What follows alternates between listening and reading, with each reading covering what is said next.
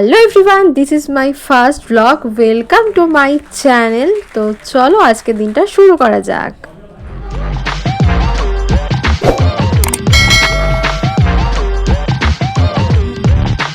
এখানে আমাদের কলেজের প্রিন্সিপাল একটুখানি বক্তৃতা দিচ্ছিলেন, আর দিনটা ছিল ফ্রেশার্স অ্যান্ড ফেয়ারওয়েল প্রোগ্রাম।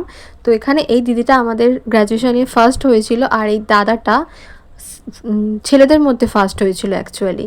তো দুজনকে এখানে প্রাইজ দেওয়া হচ্ছিল, আর সমস্ত স্যারেরা এখানে বসেছিলেন। আস্তে আস্তে প্রোগ্রাম স্টার্ট হতে থাকলো, আর আমরাও সবাই মিলে প্রোগ্রামটা এনজয় করা স্টার্ট করলাম। অ্যাকচুয়ালি অনেস্টলি বলতে গেলে একটুও এনজয় করছিলামই না আমরা। একের পর এক দিদিরা, মেয়েরা সবাই এসে নাচাগানা করছিল। তো যাই হোক, আমাদের সেমিস্টারের অ্যাকচুয়ালি কমার্স ডিপার্টমেন্টের আমাদের ফার্স্ট সেমের কেউই প্রোগ্রাম সেরকমভাবে করতে চাইছিলাম না। আমরা জোর করে ধরে বেঁধে আমাদেরকে দুটো মেয়ে, আমাদের ক্লাসের দুজনকে দিয়ে আর কি প্রোগ্রাম ওরা করাতে পেরেছে। আর বাকি তো সিনিয়ররা, মানে যারা ওই সেকেন্ড সেমে হবে আর কি, আমাদের ফার্স্ট সেম আর সেকেন্ড সেমের মাঝামাঝি এরকম যারা ছিল তারাই সমস্ত প্রোগ্রামগুলো অ্যারেঞ্জ করেছিল সব কিছু। আর আমরা তো কেউই কোনো প্রোগ্রামে একদম পার্টিসিপেট করতেই চাইছিলাম না। তো একের পর এক অনুষ্ঠান হতে থাকলো, তো তোমরা দেখো সেই ভিডিওগুলো। আর কিন্তু এখানে এই দিদিটার নাম আমার এক্স্যাক্টলি মনে নেই, মানে সবাই সিনিয়র ছিল, তো সেভাবে আমরা জাস্ট 15 দিন মতন কলেজ হয়েছিল, তারপরেই এই প্রোগ্রামটা স্টার্ট হয়েছিল, যার জন্য আমাদের সেভাবে কারোর নাম বা কিছু জানা হয়নি। তো একের পর এক ডান্স প্রোগ্রাম হতে থাকে। আর এখানে যেহেতু দুর্গাপুজোর আগে, এই ভিডিওটা দুর্গাপুজোর আগের দিন ছিল আর কি, তো তখন হচ্ছে মানে ম্যাক্সিমাম যে প্রোগ্রাম ডান্সগুলো হয়েছে সবই দুর্গাপুজো রিলেটেড। এখানে মহিষাসুর মর্দিনী আর কি সেজেছিল এরা। মহিষাসুরটাকে দেখে সিরিয়াসলি হাসি পাচ্ছিলো, মানে আমরা জানতামই না কী কী হতে চলেছে, পুরো সারপ্রাইজিংলি এক একটা ডান্স প্রোগ্রাম হলো আর কি। আর এরপরে হচ্ছে একটা দাদা গান করার জন্য ওঠে, কিন্তু দাদাটা প্রথম থেকে এত ভাও খাচ্ছিল, মনে হচ্ছিল অরিজিৎ সিং গান করছে। সত্যি দাদার গলাটা ভালো, বাট এতটাও নিজেকে হাইফাই ভাবার কিছু হয়নি। ওনার দাঁড়ানোর অ্যাক্টিং, হাত পা নাড়া দেখে তো মানে রীতিমতন সবাই হাসাহাসি করছিল যে উনি যেন কত বড় বড় স্টেজ প্রোগ্রাম করেন, আর এখানে এসে আমাদেরকে ধন্য করে দিয়েছেন গান করে। যাই হোক, ভালোই গান করেছে, তো গানগুলো এনজয় করছিলাম আমরা একের পর এক। আর মাঝে মাঝে ডান্স প্রোগ্রামের সাথে সাথেই একটা দুটো করে গান হয়ে সবার বোরিং ফিলটাকে আর কি কাটিয়ে দিচ্ছিল।